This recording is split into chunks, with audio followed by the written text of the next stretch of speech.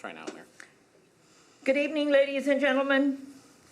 It is now 5:30, and I will call this regular work session of the Burnsville City Council to order.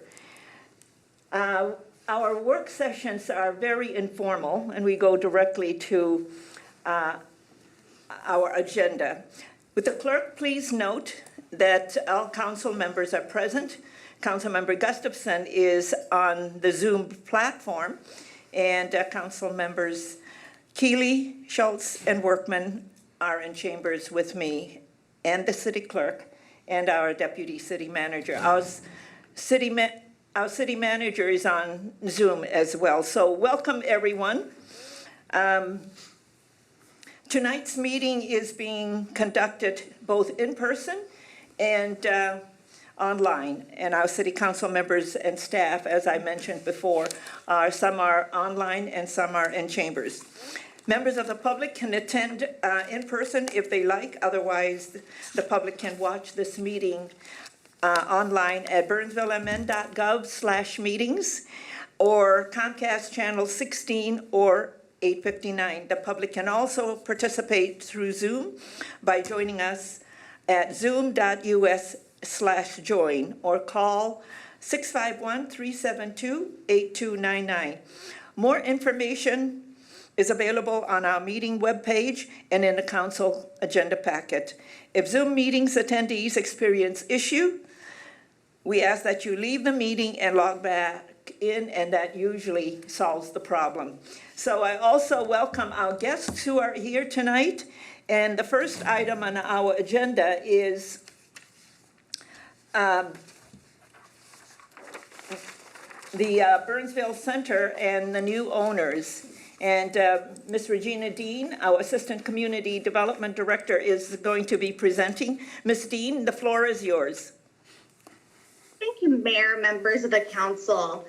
Earlier today, I did learn that Macy's representative was unable to join us this evening. However, we do have Cohan retail representatives as well as Seritage, the former Sears representative, available virtually. I have not noticed if the JCPenney representative is on quite yet, but if they are, there's going to be certainly opportunity for them to join us during a roundtable sharing portion of this agenda item.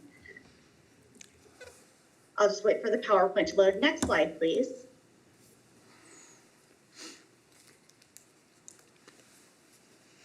So Mayor, members of the council and attendees, we did learn of some ownership change in October. Actually, there was an auction of the CPL owned properties, which are about 50%, were about 50% of the Burnsville Center properties. Went up for auction, and we learned shortly after that Cohan Retail Investment Group was a new owner. So really, we wanted to take this opportunity to really welcome the new owner and have an opportunity to bring together the other owners of the Burnsville Center together in one room to really just have a little meet and greet, learn about their plans, current and perhaps a 5-year outlook if they're able or willing to share. And then we want to continue this conversation. So next steps include sharing, support, and really sharing in some community success. We certainly have a lot to share with the property owners. Some of them have been part of the Center Village vision development, but then there's some new faces that have joined on board with the various property ownership groups. And we just want to make sure that we continue to have conversation, share what we've been doing from a city standpoint, like the traffic study, working with our project partners like Dakota County and MnDOT, sharing what we've done so far with the legislator initiative with the TIF legislation, and really just continue to build on each other's success and do what's best for the community. With that, I will turn it over to perhaps our new owner within the Burnsville Center, Cohan, to let them introduce themselves, and then we can continue with the other property owners with an introduction, a little bit about themselves and what they would like to share with the council. Certainly, if there are any specific questions for me, I'm more than happy to fill those in. But we hope to have this opportunity just as a really a sharing opportunity and a welcoming opportunity to our community for all. Thank you. Okay, thank you, Ms. Dean, and welcome Mr. Cohen, Mr. Resnick, Mr. Hi. Youth, Mr. McDonald, and Mr. Magami. I hope I've pronounced your names all correctly. I'm Mayor Elizabeth Couts, and let me have the council introduce themselves so that you know who they all are. I'll go to my right. Councilmember Vince Workman. Councilmember Kara Schultz. Councilmember Dan Keeley. Okay, and on Zoom, Councilmember Dan Gustafson.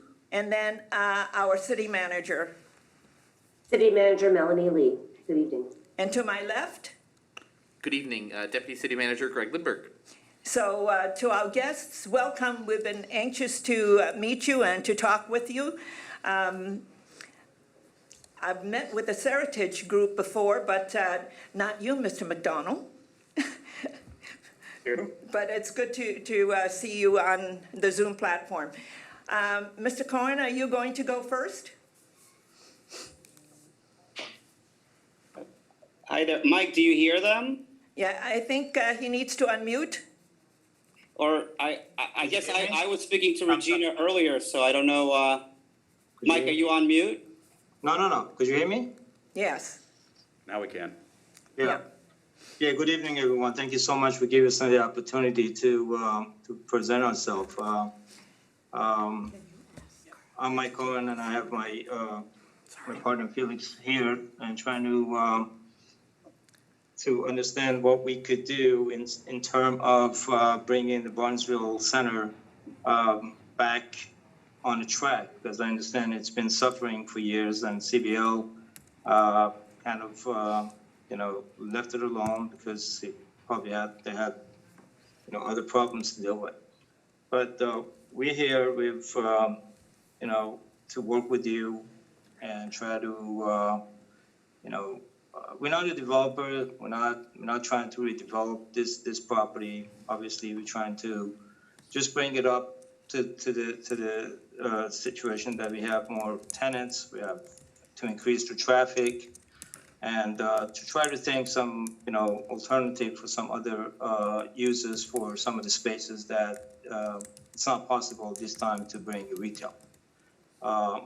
In that case, it comes a situation that we need your help in terms of zoning, in terms of helping us to try to achieve what in terms of, let's say if there's a developer that wants to come in and buy the land, for you to help us out to achieve that goal. And I don't know if you have any tax incentive funds that we could utilize to do some renovation to the mall or not, because usually when we go to different states, they do have that kind of program. But otherwise, I'm very happy to be in your district. I mean, Mall of America is also one of my community. Mr. Gamezian, I'm sure you know him, is a great gentleman, and I'm sure you had some working relationship with him as well. Okay. Thank you. We'll answer some of those questions as we get to hear from everybody. Mr. Resnick, you're a colleague. Yes, hi. Pleasure to meet you. I was on a Zoom call a couple of weeks ago. Basically wanted to reiterate what my partner said and just tell you guys that, we look beyond retail. To the extent that, and we work with typically the EDC and, maybe some community leaders, to the extent you guys have any recommendations for different uses here, we're very open. We have a hospital system going up in in Michigan. We have entertainment coming here to Orlando. I'm now in Florida. We've brought all sorts of alternative uses. So we're very open to mixed use. We're doing a full PUD redevelopment here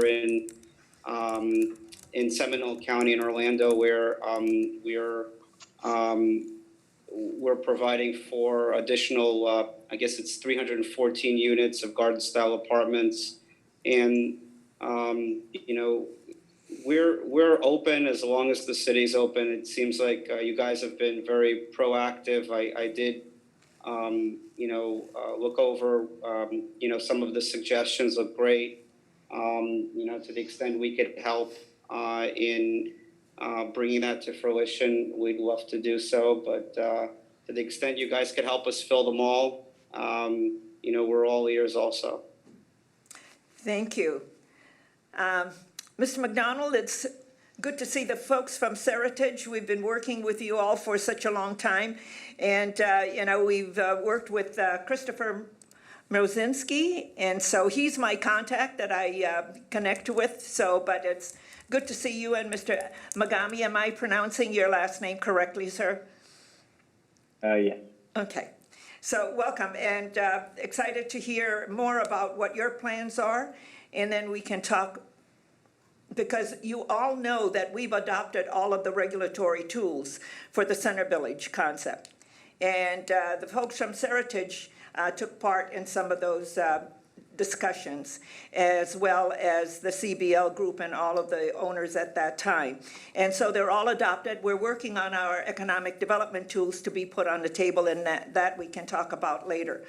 But for now, Mr. McDonald and Mr. Magami would like to hear from you. And to ask, have you all talked with the Cohan group? Thank you very much for welcoming us here to your meeting today. At Seritage, just a little background, we are a real estate, investment trust, and what we do is develop properties nationwide. So we're actually very much like our colleague or our co-mall owners. We are interested in, diversification of these properties, rethinking them. Not everything has to remain retail if retail is not the appropriate match for that community or those needs for that market. So again, we're open to explore any kind of partnerships we may have with the community or our fellow mall REA partners. We've worked a lot with folks at Penny and at Macy's in the past, and we can continue to do that with their successors. So again, just to continue some of the thoughts that maybe Chris had shared with you earlier, we're very progressive in concepts of redevelopment. We're open to exploring other uses for the box beyond retail, entertainment, which is a little challenge right now, medical, office. So whatever would be the appropriate fit for the community, and if that's a direction that the community is very, very supportive of going in, we'd be more than happy to join with you and work together to make this center successful again. Okay, Mr. Magami, you have anything to add? Nothing to add. Matthew said it perfectly. Okay, thank you. Mr. Cohen and Mr. Resnick, I have gone through your website and some of the projects that you have. So when in reading your what you have on your website and what you're proposing, and if you looked at our plan, you will see that all of those uses are part of it. But I couldn't find anything on some of the projects that you're working on now, some of the concepts that you're putting in place. I'm happy to send you some of the site plans of what we have in a proposed PUD, and I'm happy to send you what we've accomplished in some of the malls. I guess we've purchased so many malls, we've focused on the real estate so much, we haven't focused on the advertising as much. Yeah, because I was going through, you have a large portfolio. You have a large portfolio. Yes, it's a lot of work. We actually submitted the PUD last Friday here And I have also a classic car concept coming into one of the boxes with and entertainment into the Sears box. And the entertainment's opening in April. It's a concept called Elevate, but I haven't put it on the website. Okay. I'm sure they have their own website though, if you guys want to check it out, but yes. Yeah, that would be good, because then at least we see what you're doing, because I've navigated through your website and your portfolio, but I couldn't see anything that you describe in terms of your intentions and directions of what you want to do with the malls that you purchased. So it'll be good to see what you have done Not an to issue. date. Yeah. So that we can see. And then Mr. McDonald and Mr. Magami, I think if we can all work together, we can get there. We all agree that we want the mall to be successful. We want you all to be successful. They're your property, and we want to help you. So when I talk about that, we have all of the regulatory tools, everything that you mentioned, for the Cohan Group in your website is what we have in our plan. So you ask about whether we have economic tools on the table. Yes, we do, and we're going before the legislature to get tax increment financing. And tax increment financing is going to go towards infrastructure. That'll help reduce some of your finances on your cost on your financial plan. But so we can do anything that you can imagine and envision, but we have to work together. Are there any forms that we have to, in a process that you have to go to get that financing for the sales tax? Because I know other states do have that option as well, but what's the first step for us to take? Well, we are at the legislature right now, and right now on the screen, we have a representative who's carrying a bill for us and a senator. So they're very interested, and I'm sure you can see him, and that is Representative Kayla Berg and our state representative, Lindsay Port, both who are very interested in this project, and both of them are carrying the bill. Mm-hmm. Good. That's great. We're looking forward to that. And this is only for the city tax, right? Not the state? Now, the tax increment financing is city. Yes, it gives us the authority to do that. Right. What percentage of is the city tax in Burnsville? How much do you charge in city tax on the sales tax? What percentage of the sales tax? I think he's goes to the misunderstanding. city? It's not a sales tax based. I don't think you understand tax increment financing. We're going to make sure that our staff, when they meet with you, will talk to you about how that tool works. Okay, Okay? thanks. Well, I want to, with regard to Seritage, I want to thank you very much for all the efforts that are being made by the community to empower any redevelopment that we can work with you on. What I will do is I will continue to review this with our staff here and with Chris again, and we'll try to get back to you as soon as we can. You know, as we emerge out of this, challenging period of 2020, we're all hoping that there are newer opportunities. It might be different than when we went in, but there's going to be opportunities for the center. Yeah. And one of the things that we, Mr. McDonald, we talked with Chris about is, you can have an integrated mixed use on your site, up and down. You can have retail, you can have, hospitality, fitness, and then you can also have apartments at the top, however you want to do it. You can stack it. We have taken away all of the rules for height, so you can go vertical. And of course, the way your properties, all of your properties, you have a pie, so you're inside, and then you've got all of that outlot where your parking lot is, and you can have housing there, you can have whatever. We'll work with you. How high could you go? Pardon me? How high do you go? Would you go? How high Would do you you want allow to go, us Mr. Cohen? We I'm can sorry? start, Mayor, if I may add, these are certainly details that Yeah. we will get to at a Yeah. staff level. Just in general, I can say that height, as long as the infrastructure can support the Yeah. height, meaning sewer, water, traffic, We are very flexible and Yeah. very willing to work with our. Oh, that's great. That's very important to know. Yeah, and I think, Mr. Cohen, if you have your staff take a look at our website and go to the plan for the Center Village, you will see it. And any of the regulatory tools, when you have your meeting with our staff, they can answer all of those detailed questions for you. Yeah, because that's important to know on FAR, you know. Yeah, absolutely. We know that that's important, and our staff can give you all of that information. Tonight, getting to know you, letting you know that we're here to work with you. And when you have our legislators also here because they want to help, that tells you a great deal about this community, and that we work in collaboration, we work in partnership, and you know, we'll help to make it work. Yeah, Mr. McDonald, Thank you know, I mean, yeah. a community that has that type of enthusiasm and passion for the success of their assets, we're very happy to work with. So we will definitely caucus on our end and get back to you as soon as we can with some of our new thoughts. And you tell Chris I said, we need you all. You made a great plug for him. Thank you so much. Yeah, I'll text him later and say, we missed you on the Zoom, but anyway, because, you know, we want the property to be successful. Yes. If the property is successful in what you have there, then you guys are gonna make money. Mm-hmm. You know, and that will be It's to good all for of the our community as benefits well. that there's success. Yeah, So thank you so much. yeah.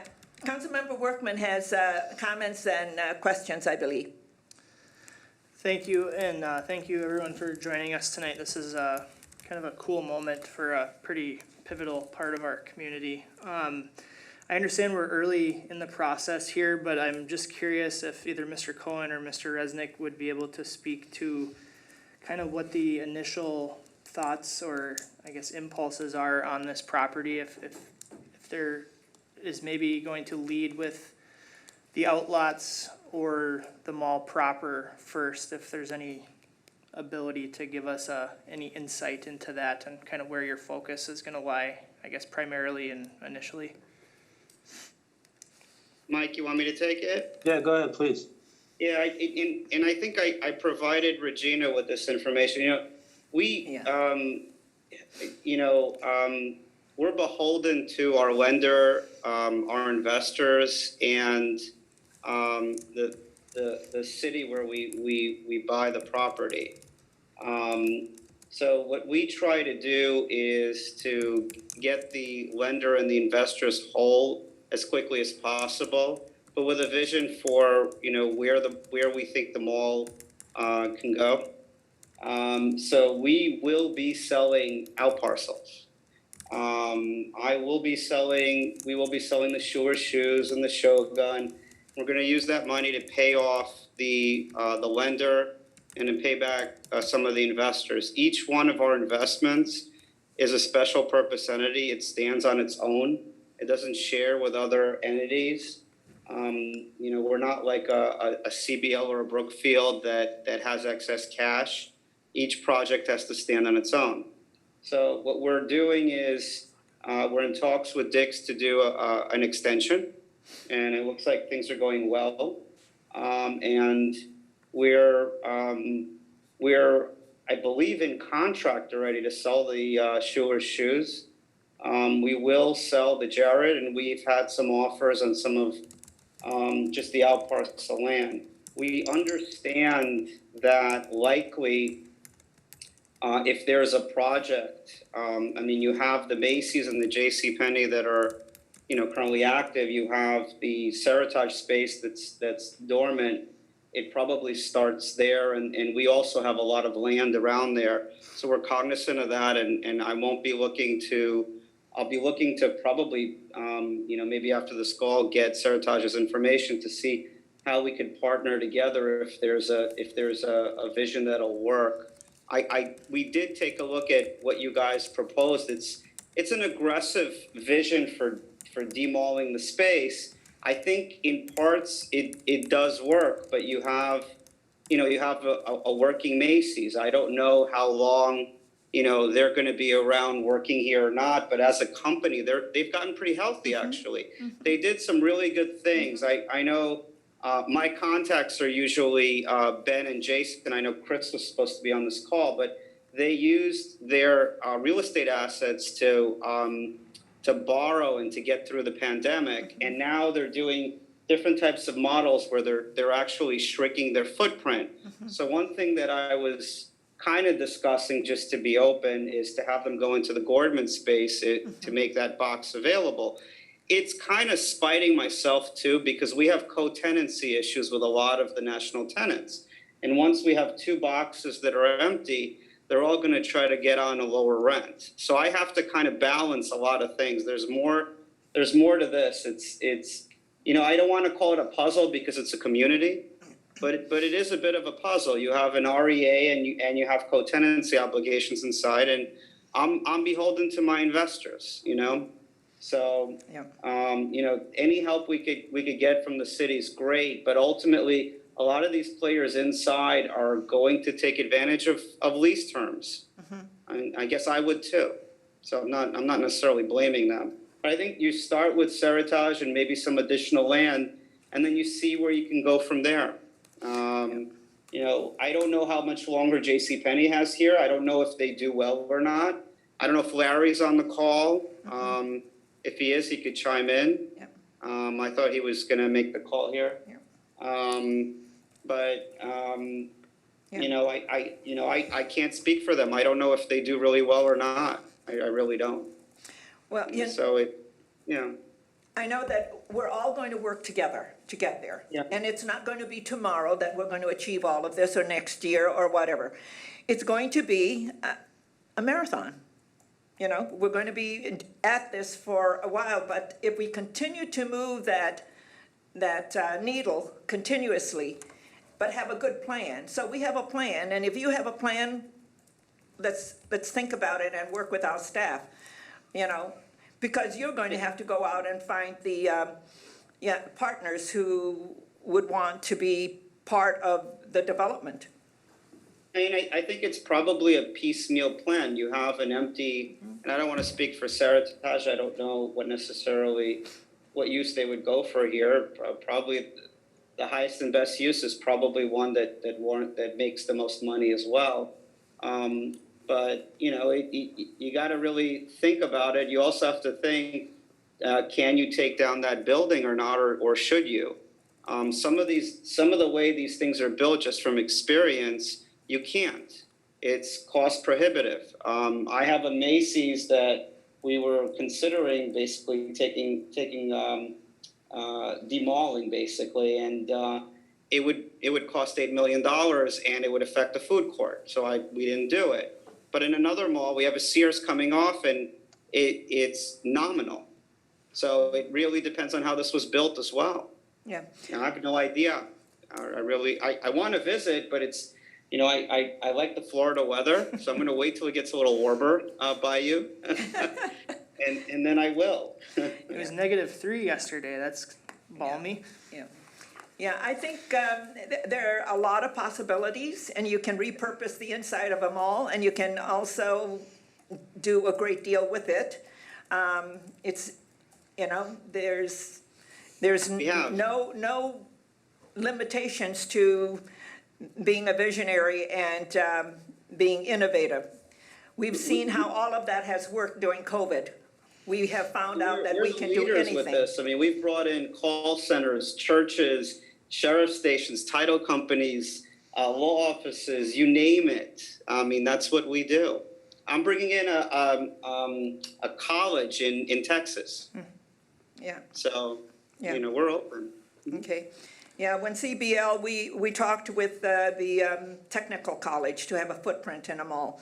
And then everything sort of unraveled. The president of the technical college moved away and got another offer, and then CBL had to just pull back on a lot of things. Consider hospitality. We're getting people are opening up these ghost kitchens, and they're paying good money for it. But I'd rather have more foot traffic. consider a hospitality school. If you guys have anything like that in the area, I mean, we have the equipment for them and we have the space for them. Well, our staff will work with you, and they have a lot of information. Elizabeth, I have a question. Sure. Yes. Mr. Resnick, as you have people on your outlots right now that are interested in buying them. Are any of them housing people talking to you about apartments or affordable housing or anything like that? No, I mean, look at the space that Schuler's Shoes takes up. It's small. No. Same thing with Wells Fargo. I think we own a sliver that's part of their drive-through. Yeah. Jared Jewelers, it's about an acre. Yeah. No. Yeah. Okay. They all basically keep whoever's there. So on some of your other outlets, are you open to something like that, or?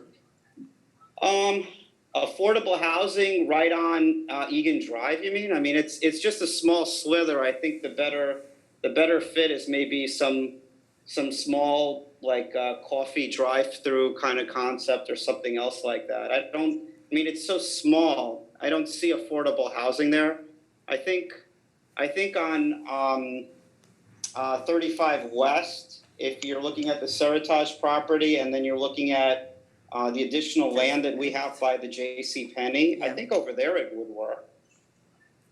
I think. What's the process of getting residential development? Because we have also developers that taking those lands and turning them into. We have developers that have been circling Burnsville for places to build buildings, so I'm sure we can hook you up with a few of them to talk to you if you're going to sell some of those outlets. And we've already rezoned it. Not selling it, even to redevelopment. I have developers that will do it for us, partner up with us and do it. So if you don't mind to send me the email, I will pass it on to them for them to get some information from you to see. Yeah, I can send that to you. Regina, would you please give me Mr. Cohen's email? Yeah, our staff, Regina will connect. I think that's the best way, is that to route everything through Regina, and then she'll get all of that information out to all of you.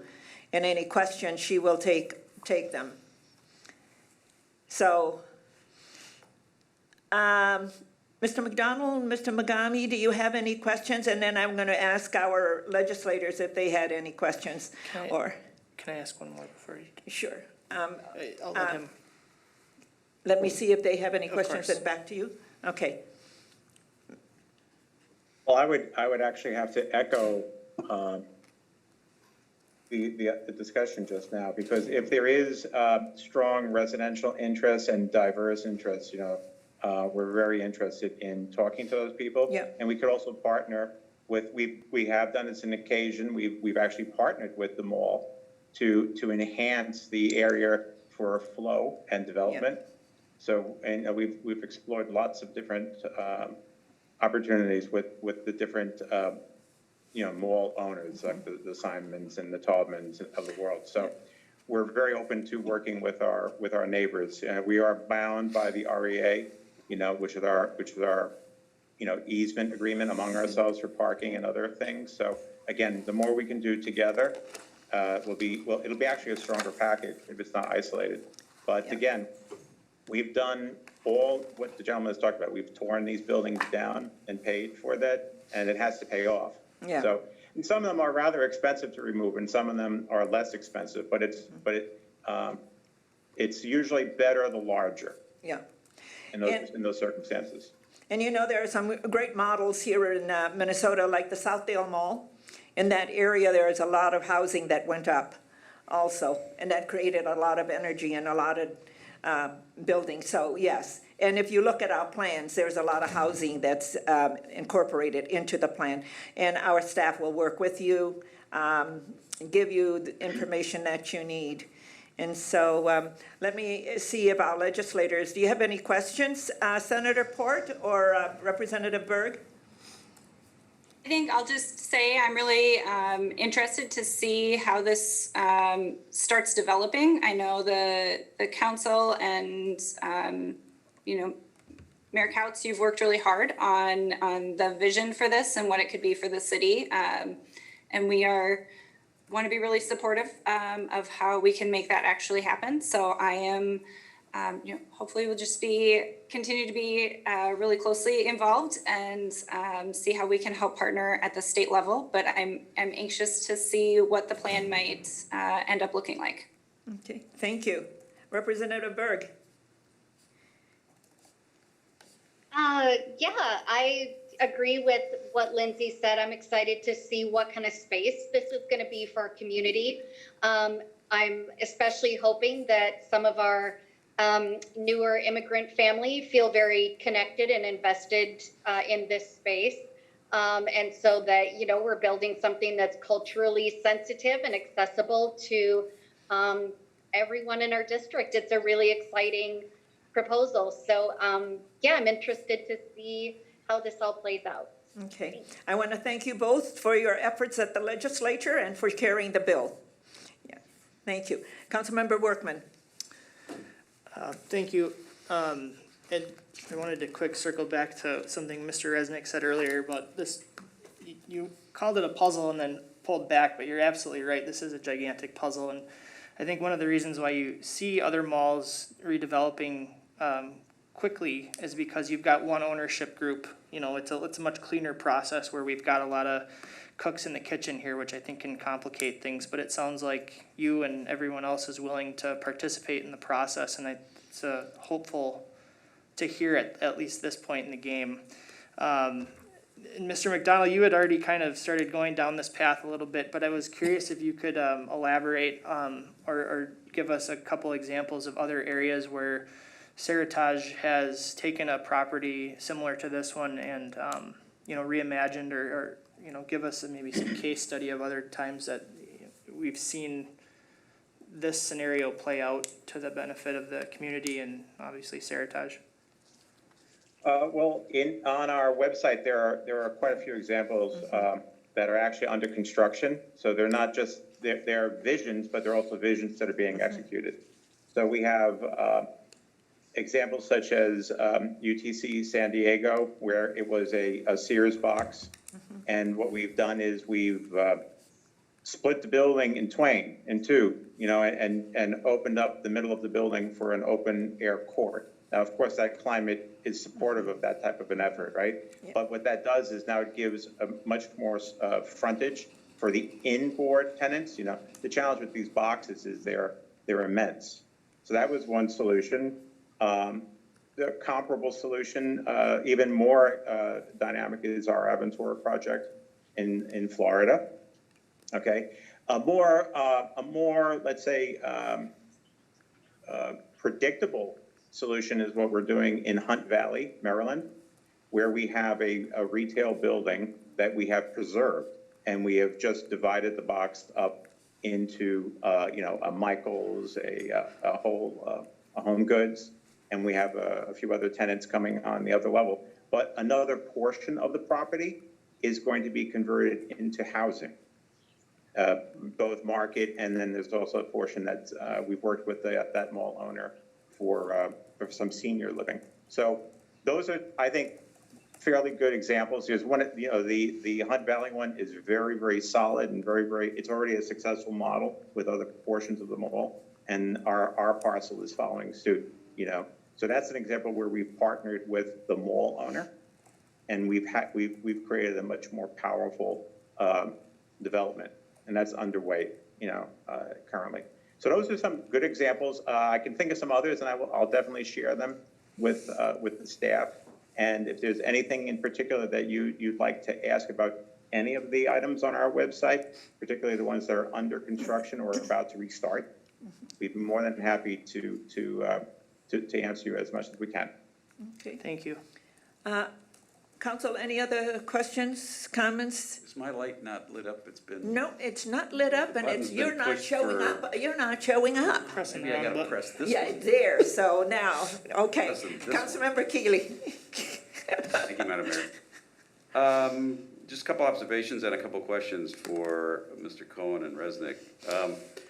Our County Road 42 is our main street retail and restaurant, so it has a reputation. Obviously, the mall is a big part of that. So people, when they think of going to do something for entertainment, for a restaurant, for retail. County Road 42 is Main Street retail in Burnsville. Our vision there, under that plan that you referenced, is mixed use. So we definitely envision all of that impervious surface turning into buildings, mixed-use buildings with a lot of concentrated residential. So it becomes really a fantastic walkable community that is attractive to a lot of people that want to move down there, where they can walk to get something to eat, to get some services done, to get some, to find entertainment. So I think that vision is spot on for what our new, majority consumer is, which is millennials. And they're really driving the spend and the behavior that a lot of these malls are looking to fulfill in this new modern, .com shopping environment. So I'm glad that you're looking at that retail as a positive. We certainly see it as a positive, and it's been noted, we do have a lot of developers who would love to put buildings up on what is that impervious surface right now. So you've got a lot of activity, and there's a lot of interest to do that. Ultimately, your comments in the newspaper, you alluded to saying all the right things. You're looking to put more food, entertainment, gaming, mixed uses in the center. And that's exactly what I think we have to see there to see that vitalization and that prosperity come back to the mall. I'm curious who you've maybe, what I guess brands have you had any conversations with? It's early on in the cycle, I understand that. But also, from an entertainment standpoint, Topgolf is located on the north side of the Twin Cities, and I see a Topgolf at the Burnsville Center satisfying the needs of the entire South Metro area. Have you had any conversations with Topgolf about some of that outdoor parcels? We haven't, and I'm glad to make that call. I mean, we had, they were interested in 2 of our other properties, and they walked them, and ultimately they decided to pass because they wanted to have at least 10 acres of land. Yeah. I'm not sure where I would put them here. I mean, I'd love to have them. They're a great attractor. There are a couple of concepts that are similar that have spun out that have the golf bays and food. One of them is called the Clubhouse, and I'll be reaching out to them. I'm not sure if this would fit their model, but I could reach out to them. They were more interested in an area that has kind of like an LPGA or PGA event that constantly comes, and that has higher end, kind of like 5-star hotels that could shuttle people if there's bad weather. Sure. But if you have a good connection to Topgolf, because I have one that's kind of medium, I'd love to, if you could shoot me their contact information. I want to fill the Gordman space. I've had multiple parties interested in it, but it's kind of, I don't want to fill it with anybody. I want to fill it with a use that will attract a lot more foot traffic here. I don't think Gordman's did that. I have some furniture concepts that have reached out, and some storage concepts which are completely a no-go. Yeah, thank you. So I don't want any of That's not what we're that. looking That's for. not interesting. I would love to put entertainment there. It'd be great. Entertainment normally takes up more than 50,000 square feet though. Yeah. But if you guys have a good concept, that you want to suggest, we're open. Thank you. Last question is related to your existing tenants that are remaining inside the mall. I've made several trips over the last few months there, talking with those who are still open. And I'm curious of the communication that you're having with them, what concerns they're expressing. With the amount of dark fronts, it's concerning inside the mall. So kind of what's your maybe 6 to 12 month plan to attract and fill up some of that vacant space with some of the new concepts, the new expanding concepts for food, retail, service that can bring some life back to the inside of the mall? Well, we're in the process of interviewing brokers, leasing brokers, to help us lease up the inside of the mall. You know, a lot of times the problems are also with some of the tenants that are in the mall. For some reason, they think they could squat and not pay. We've had that issue here. So we had to take a little bit of action here. But for the most part, a lot of the people we've been able to keep. We've made deals. We brought back the old Lucky 13 group. I know that Applebee's is happy and they're going to stay here. We just did a deal with them. So the folks that want to work with us, we're working with. The folks that don't want to work with us, unfortunately, we have to take some legal action, and then maybe they'll work with us. But what we're trying to do is kind of leverage our relationships in other locations. We don't have another location in Minnesota, but we certainly have a whole bunch in states around Minnesota, and try to bring some of those folks into this mall. And what I want to try to do is bring, we normally circle back to a former owner to see if they had any deals that they were working on. There weren't too many here, unfortunately, because I think they were tied up with a bankruptcy. Normally, we get quite a few. We bought a mall in Mobile, Alabama. I think I picked up 7 tenants that they were working on. But here we're going to have to do it a little bit organically. I mean, and again, we're open. I've had in one of my malls, EDC is one of the main providers of referrals. So I'm happy to work with anybody. We're happy to always get on a phone call and try to put somebody in that could work with us. We're happy to do a deal where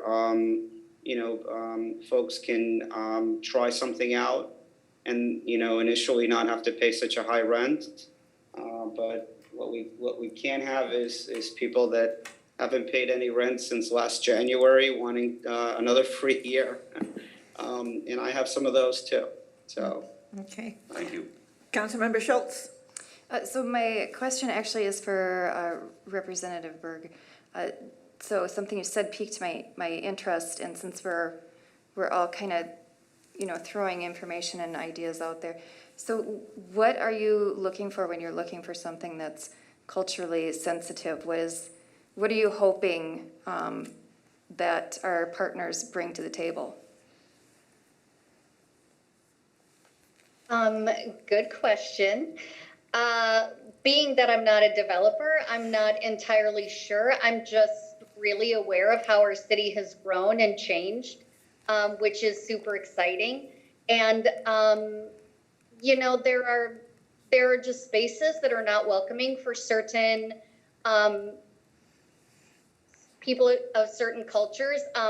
There are things that they would like to see in a space that might speak to them, whether that looks like a restaurant featuring their chosen food. It's an opportunity.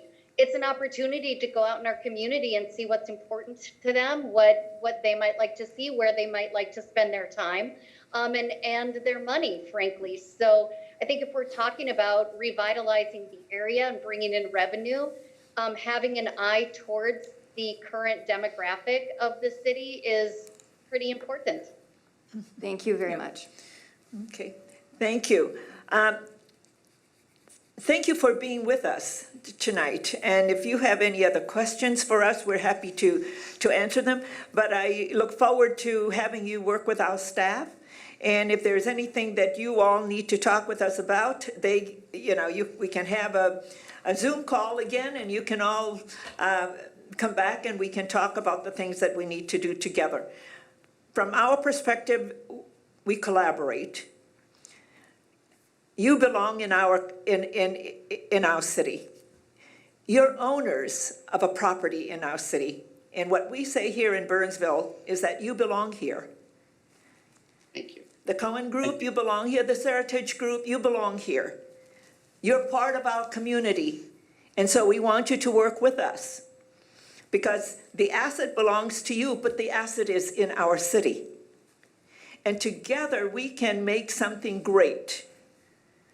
And so I encourage you to work with our staff, and I encourage you to reach out. If you need something, we're here for you.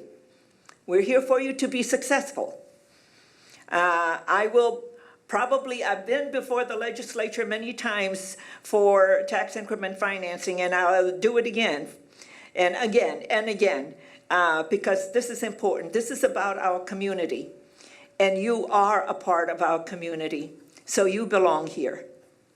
Thank you for being with us this evening. Thank you for your time.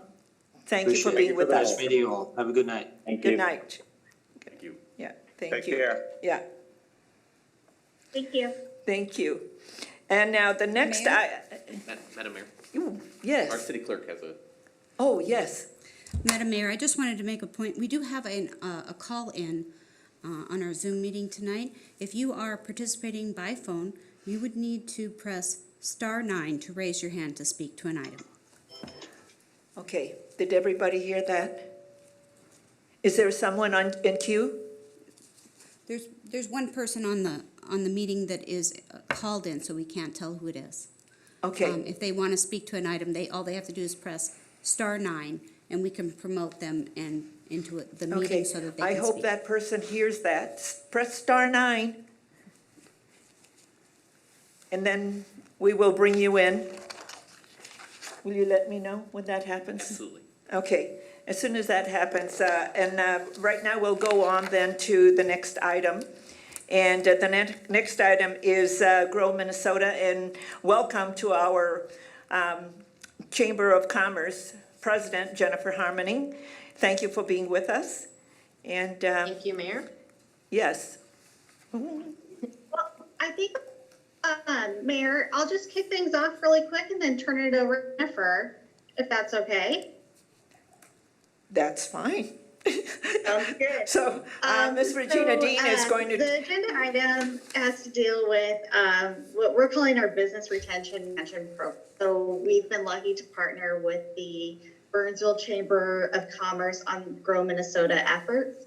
To date, we've completed 26 visits with the Chamber, and really it's been a great opportunity especially for me, to get to know our Burnsville businesses a little more on a more personal level. So really fostering and building on those relationships has been really wonderful. We partner again with the Chamber. Our contribution to partner with them on this effort is $5,000.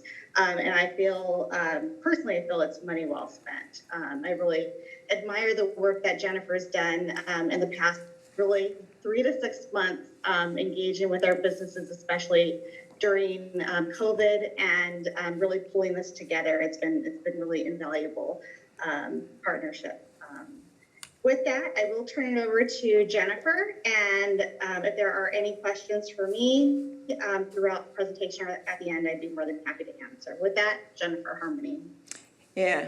Good evening, Jennifer. Thank you for being with us. We also have a Sean O'Neill that's showing. And Mr. O'Neill, you are with whom?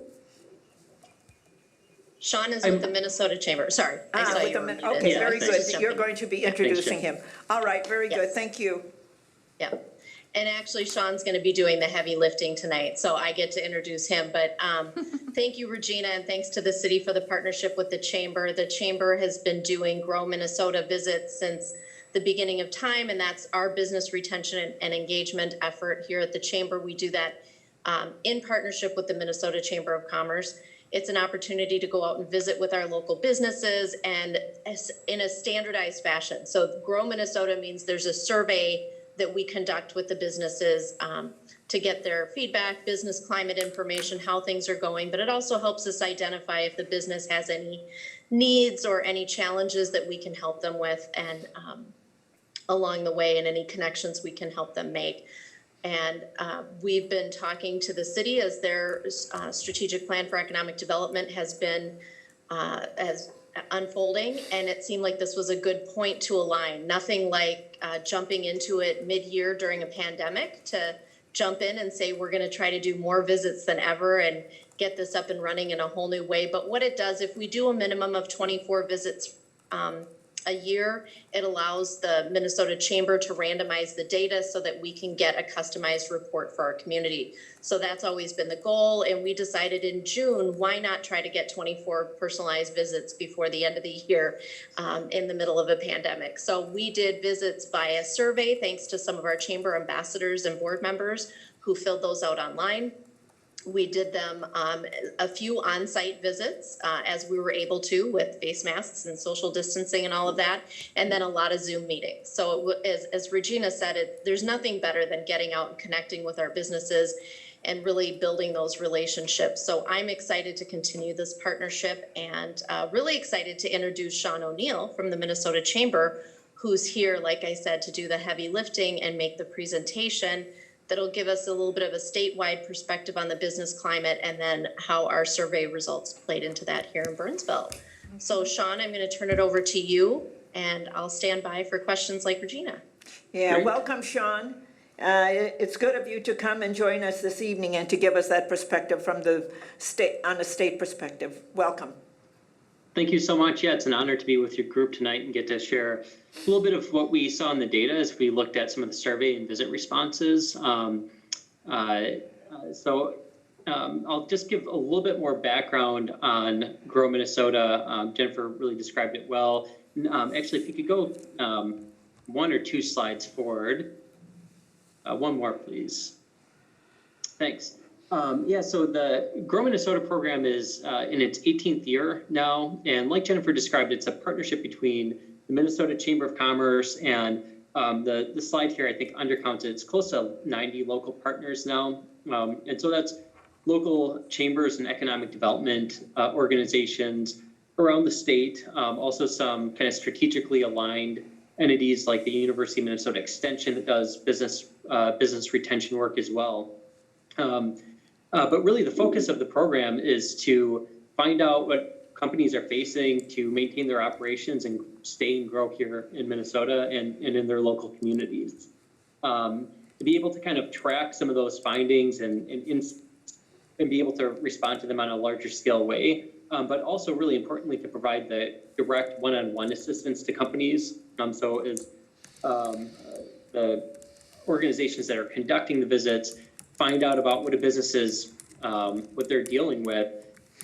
Chambers, economic development organizations are great central points of information on resources, connections to others that can help them really solve those problems to expand and grow in the state. So that's the focus of the program. And if you could go to the next slide. Since the program began, there's been over 13,000 business retention visits around the state. Nearly 2,700 businesses assisted. The next slide. And this past year, of course, things got kind of shifted around and disrupted with COVID. And so a lot of the visits moved to virtual visits, some in person as it was, as organizations were able to do. But for the Minnesota Chamber, I know a lot of other chambers and economic development groups around the state really kind of went into rapid response mode of trying to provide information and resources to businesses, sometimes outside of the kind of formal visit mechanism. So the numbers look a little smaller than typical, but it kind of undercounts some of the other ways that chambers really were there supporting businesses throughout 2020. You can see the Burnsville specific visits and survey responses in the past year as well. Next slide. And sorry, you can go one more. So I wanted to kind of frame out the discussion tonight looking at the economic impact of COVID-19 and the state's economy. And this chart here shows annualized monthly change in employment going all the way back to 1950. And you can see that in April of last year, Minnesota's total employment declined by over 13%.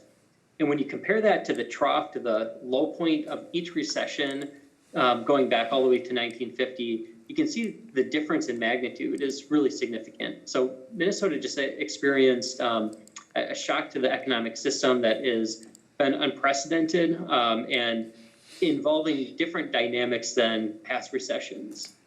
Next slide. Every major industry sector had loss in employment and output this spring, but you can see it was especially concentrated in sectors like leisure and hospitality and other services, and that includes things like hair and nail salons, laundromats, other kind of local service industries. And so there's fortunately been recovery since then, but those sectors like leisure and hospitality remain to be ones that have been disproportionately impacted through the pandemic. Next slide. Now, looking at unemployment rate, comparing Minnesota to the U.S. as a whole, there's, I guess, some pluses and minuses. Most obviously, we saw this major spike in unemployment in the spring. And the state's unemployment rate peaked at 9.9% in May. But as you see in the chart here, the state's unemployment rate has stayed pretty well below the U.S. as a whole throughout that time.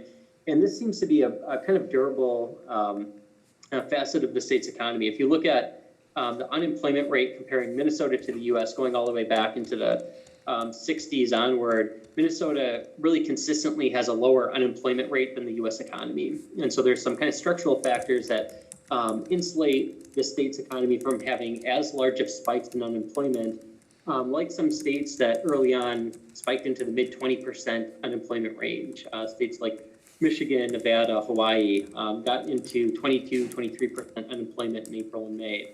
So Minnesota was kind of shielded from some of the worst impacts in that way. Next slide. This chart shows Minnesota's total employment throughout 2020, comparing it to 2019. And you can see, again, taking that plunge in March and April before starting its recovery in May, having 6 consecutive months of job recovery before dipping back down again in November and December. So not moving in the right direction toward the last 2 months of the year. And you can see that that gap that still exists of close to 250,000 jobs short of where we were in 2019. Next slide. And this shows the same measurement, but in terms of percentage of full employment of 2019 employment levels. So in April, going down to 87% full employment, recovering up to close to 94% before going back down slightly. So the Minnesota Chamber and chambers around the state are really focused on, how to speed up the recovery and how to get back to full strength in our economy as fast as we can. The next slide. We've been working with IHS Markit on some economic forecasting. This is a forecast from this past June, and the forecasts have really been changing month to month, as you would imagine, with just kind of the high level of uncertainty in our economy. But as of June, the forecast showed Minnesota returning to pre-COVID GDP levels by the third quarter of 2022. And if you'll go to the next slide, employment lagging a bit behind, not returning to full employment until middle of 2024, which is, and it goes off the chart here. So again, there's a high level of uncertainty in the economic forecast, and they are changing. It gives you maybe a sense of the kind of time horizon that Minnesota might be dealing with to really get back to where it was before the pandemic. Next slide. And then in addition to just overall gains and losses in our economic output and employment, the pandemic, of course, has brought about some more kind of fundamental shifts in how our economy functions, and some raises questions that have not been answered fully yet. As the future of remote work, of course, being kind of top of mind and having some significant implications for Minnesota. That being related to the vitality of our downtown cores, commercial real estate base, implications for residential, and all of the different kind of facets that move out from that. Through the pandemic, we've seen accelerations from companies and automation strategies, but at the same time, when you look at business investment in the U.S. economy, you see falling investment levels, which seems to kind of cut across there. So I think it's an open question as to how much companies are investing in some of those productivity and automation projects. Looking at things like global trade and supply disruptions. Of course, some of that was going on before COVID-19 hit, but there are some kind of longer term questions around what the future of global trade looks like and what supply chains look like for companies. And that presents maybe some opportunities as well as challenges as some companies look to reshore or nearshore. And so that's something that the Chamber and our partners have been looking into a little bit more. And then I won't go through all of these, but of course, just implications of the future of our healthcare sector and overall kind of domestic and international migration patterns. All of these are broad trends that will shape kind of future economic activity in the state, but that we don't have a clear picture of what exactly the trend will look like going forward. Next slide. So I want to narrow the focus now to look just at the Burnsville survey responses and visits that were done in 2020. And this is a summary of, I think, what we saw in the data, some headwinds and challenges, but also some notable strengths and positive trends that could potentially be leveraged as the community tries to help its businesses in 2021. So some of the headwinds that we see in the responses, first, businesses citing concerns around restrictions on operations and just overall impacts from COVID. This is not surprising, but the past year has just been major shifts and some real challenges. You see that around a third of businesses saw losses in revenue and employment last year. Maybe surprisingly, 60% of the respondents reported difficulty finding workers, even amidst the overall employment losses and rise in unemployment. And we'll talk a little bit more about that in a bit, but we're seeing the same thing at the state level. And then when asking about companies' fastest growing expenses and top policy concerns, healthcare came out as a top response in both those questions. So maybe some more kind of research and digging is needed there. Looking at some of the maybe strengths that could be further looked into, despite the challenges, businesses did remain fairly optimistic even during kind of the low points of 2020. And that's reflected in the next point that you see there of 43% of businesses expect to increase revenue in 2021 and 53% expect to add jobs. So companies seem to be a little bit more optimistic looking forward than they were in kind of the spring and summer of last year. When looking at different measures of innovation and technology change, you see that close to 2/3 of businesses added new technologies and 71% added new products or services. So that's a real kind of strength of Minnesota's economy and our business community, being able to be resilient, adapt to change, and find ways to kind of shift operations even in a season like what we're in now. And then finally, over a third of businesses are planning new capital investments in the coming years, whether major new equipment or expansion or changes to their facilities. Next slide, please. And we'll start just looking at some of the measures of the COVID-19 impacts of Burnsville businesses that we saw in the response data. And here, this is the outlook measures where asked businesses their outlook before the pandemic hit and then in those different periods going forward. And you can see that optimism did take a hit, especially in the second quarter of last year, but maybe not quite as dramatically as one would expect. And when you look out to 2021, businesses are more optimistic than they are pessimistic. And that's an encouraging sign. I think speaks to, again, some of the kind of resilience that our businesses do have. Next slide. When asking about top concerns due to COVID-19, here are some of the themes that we saw in the responses. Overall concerns around businesses' ability to operate and generate revenue, whether that's related to restrictions on their operations, overall customer demand, other disruptions. Closely related to that, just the inability to meet in person with both employees and customers, and in some cases, just not being able to fully replicate what happens when employees are working in a building together or a business can meet face-to-face with their customers.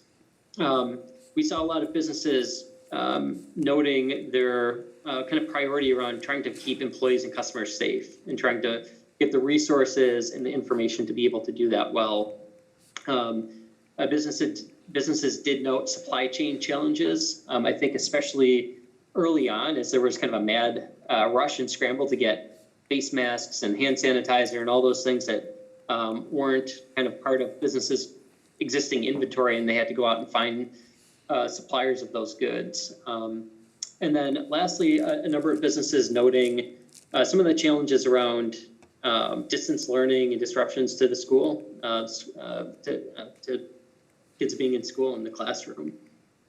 Next slide, please. And when asked what the community and the chamber can do to help businesses during COVID, you can see what they responded with, kind of a range of things from advocacy to helping with matching businesses with suppliers, referrals, kind of a range of responses there. Next slide, please. And looking at change in revenue, I think the important column here is looking at that middle column of companies that have decreased revenue in the past year or expecting decreased revenue next year. And you can see that as many companies had revenue losses as revenue gains last year. But when looking at their projections for the coming year, that really flips and you see a lower number of companies that are expecting continued revenue loss and more seeing kind of stable or improving conditions. And next slide. Asking about expenses, that it's kind of flipped where companies responded saying that they had either stable or in some cases decreasing expenses last year. Presumably that has to do with payroll and other kind of facility costs, but expecting that to increase as they get back to being fully operational and bringing back staff. Next slide. We ask companies to note areas of fastest growing expenses, and here you can see healthcare, wages, equipment, those round out the top three, but healthcare kind of standing out as the most cited response in companies' fastest growing expenses. Not clear whether that is just rising premiums or expanded coverage for employees through the pandemic, but that one did kind of stand out. Next slide. And now a couple of data points looking at how companies are planning new investments and innovating. You can see that 6 of the 17 businesses that responded to the question said that they were planning some kind of new major capital investment, whether that's new equipment or new facilities or renovations to their existing facility. Some of the businesses might have, when they say new facilities, it might not be new construction from the ground up, but adding a new location or something along those lines. But you can see that there's still some confidence to continue investing here in the community in the state. Next slide. And as I noted earlier, companies really had to add technologies quickly last year. We again saw this in the statewide data too, where whether it's supporting remote work operations, building new kind of digital platforms for their products and services, or interacting with their customers in new ways. Companies had to adapt pretty quickly through those technology changes. You see the responses look like fewer are expecting to add new technologies this coming year, but that could be maybe something to continue really talking to businesses about and seeing what kind of resources they need to be adding and investing in new technology. Next slide. And again, as I noted earlier, over 71% added new products or services, and a lot of this, I think, having to do with how businesses had to shift operations and kind of adapt to some new opportunities. And we look across the state and see all sorts of examples of how companies had to shift gears and start producing medical-related products or PPE, hand sanitizer, all sorts of things, or companies just finding new ways of kind of supporting their customers through digital platforms as well. Next slide. You know, looking at workforce, you can see that 6 of the businesses that responded or were visited last year had declines in their overall employment levels, but fewer expect to see falling employment in the coming year. So I think that you see more kind of optimism about companies bringing back employees and trying to kind of regain their total employment footprint as business conditions improve this year. Next slide. But this is what I had mentioned earlier, that despite some of the rising unemployment and job losses, there's still a fair number of businesses that are having difficulty finding workers in this environment. And you know, I know we at the Chamber and you know, our partners around the state are really thinking about what are some of the mechanisms to really efficiently help people connect to the job opportunities that do exist. Because a lot of businesses are hiring and want to find people, and so I think there's an opportunity there as well as a challenge. Next slide. And this shows what the kind of statewide Grow Minnesota data looks like on this question. And this takes it all the way back to 2008 in 9, where you know, only about 20% of businesses said that they were having difficulty finding workers. You can see that really increased over the next decade. And then this year that did decline, but only to 2012 levels. We're not seeing the same kind of situation as the Great Recession. Still, companies are not in all cases being able to find the workers they need to be fully staffed. You can see that that's kind of increased in the 3rd and 4th quarters of 2020. And next slide. And here, this question is just looking at where companies' primary markets are. And out of the companies that responded to the survey or were visited, a majority have the local community and region as their primary market. And so that might kind of lend itself to different types of strategies to support those businesses that have a real kind of local customer base. Next slide. And this shows just the range of different types of industries and customers that these businesses serve. So pretty kind of diverse in the portfolio of industries and kind of markets that these companies are in. Next slide, please. And then I think this is the last slide here, and then I'm going to open it up to questions.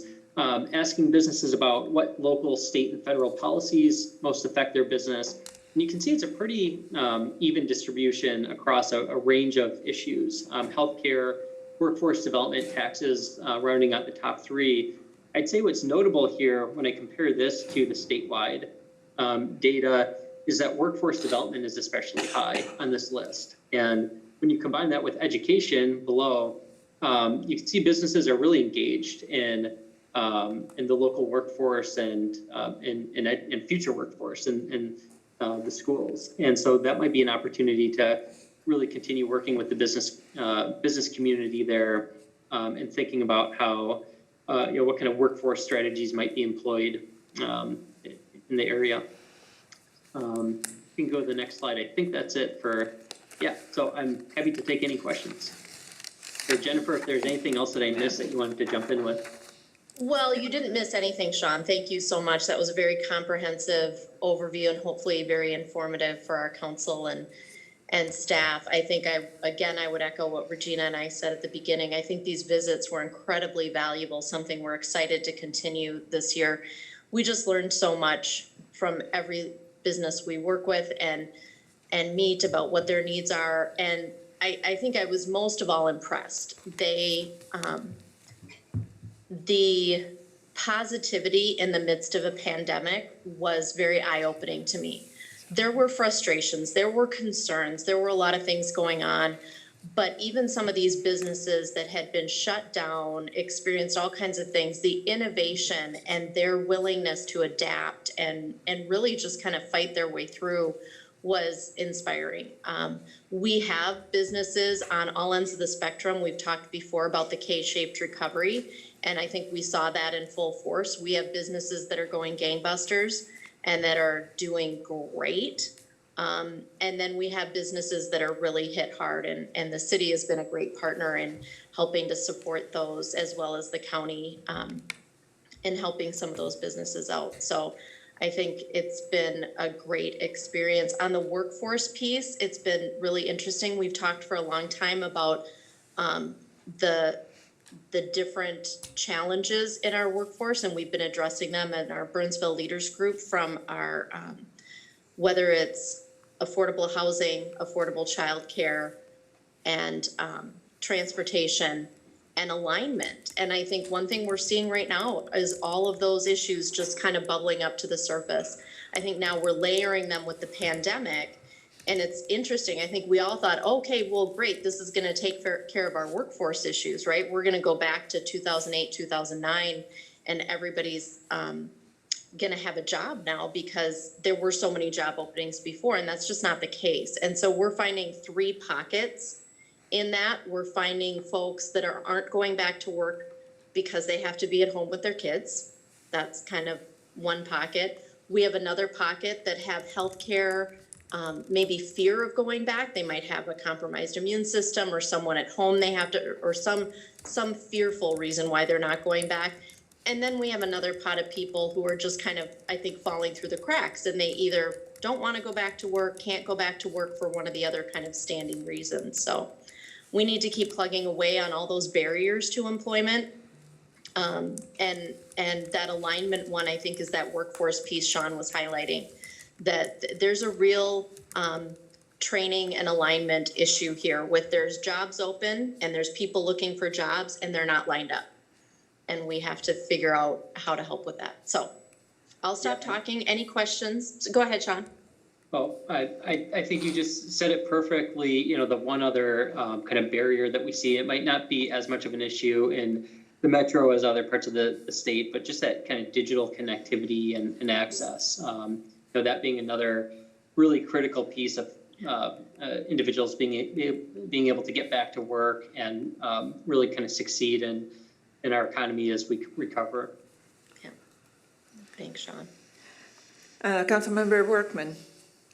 Thank you, Sean. That was very informative and kind of eye-opening. I just have a quick follow-up question.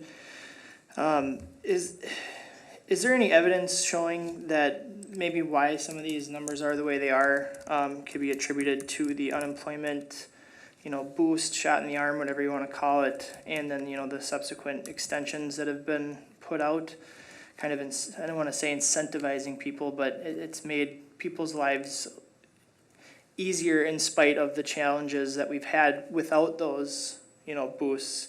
But is that playing any role into the numbers that you've seen? Yeah, no, it's a really good question. It's hard to know at the local level because studies that would measure that are be either at the state or national level. And I believe that the Department of Employment and Economic Development, their labor market analysts took up that question back a few months ago and have been researching that and seeing what the impact is, what the labor market impact is of unemployment insurance extensions and other policies. So I can't really speak to that specifically, but there is some good research out there that EAT has put out, and I know lots of other groups kind of studying it at the national level as well.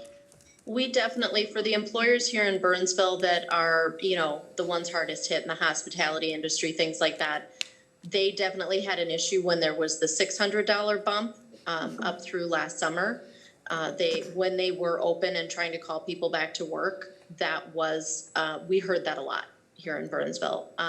Since it went to the $300 bump, you don't hear that quite as much. And there's just a mixed bag. I mean, there's a lot of businesses saying, hey, if we're shut down, we want to make sure people are taken care of. So we're walking a fine line with those issues, but we're hearing it less since it went down to the 300. Thank you very much. Okay. Any other questions or comments? I just think, thank you, Sean, for the information. That's good, big picture information about what's going on in the state. You drilled it down to some of the Burnsville businesses, and to Jennifer and Regina, and for the work that you're doing. Thank you. I know with my conversations with some of our businesses, yep, everybody wants to get through all of this, and there has been frustration. But one of the things that I've been proud of is that Burnsville businesses are very understanding and reasonable about what we're all challenged with. And they understand the healthcare issues for all of us. And they all want to be healthy, but that they also want to thrive again. And so we're all in this boat together. And so they were very appreciative for the care dollars that they received. And so that helps a great deal. So, but Councilmember Keeley. Thank you, Madam Mayor. I remember what seems like 15 or 20 years ago when Grow Minnesota was first launched by the state chamber, and we started doing those visits. And I just think it's wonderful that, you know, even over time, programs sometimes run their course and new programs come along. This one has been a mainstay, and it's like grassroots surveying, and obviously in person is the preference. Today it's probably a Zoom call, but that type of one-on-one attention, or two-on-one in some cases with a business owner, to learn, you know, what at the depths of what is going on in their business, their hiring decisions, their challenges, is to me invaluable. And I'm so glad the state chamber and all the local chambers, including Burnsville chambers, continue to do that, because I think we learn a ton from it, especially today. But even 2 years from now, or you know, beyond the pandemic, we're still going to learn things through this type of grassroots effort, and so I applaud the chamber for maintaining this all these years and continuing to pull forward and do these visits. Thank you. Okay. Thank you. Thank you, everyone. Thank you, Jennifer. Thank you, Sean. It's nice that you joined us this evening and give us the big picture. Thank you. Thank you. And thank you, Regina. Okay, thank you. Yep. We're going to go to the next item on our agenda, and this is the Dakota Broadband Board update. We had asked our staff to come back with an update on the work that the Broadband Board was doing. So I will go to our IT Director, Mr. Tom Venables, to introduce our guest and give the report. Tom? Thank you, Madam Mayor and council members. Thank you for having me tonight. With me is Kara Koch, our DBB Executive Director. This is a follow-up and continuation of the discussion of the Dakota Broadband Board activities and at council direction from the last meeting in September, to bring back in early 2021 any activities that have occurred since September as they relate to any action items that the board has taken, and also as a follow-up to as we discussed back in September, the systems plan update that was going to be solicited for a consultant to bring forward an update, which would then also include a lot of the discussions that we have had in previous council meetings. To touch base on that, I do have a few slides tonight, very small number. And I do want to apologize up front for using acronyms in the background and in the slide. There is a list of acronym glossary in the background document for reference, but these are common acronyms that we're utilizing as we discuss DBB activities and items. As I indicated, next slide, please.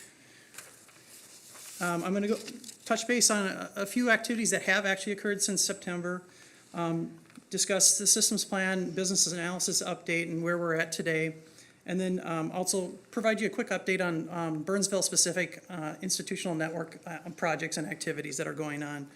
Next slide, please.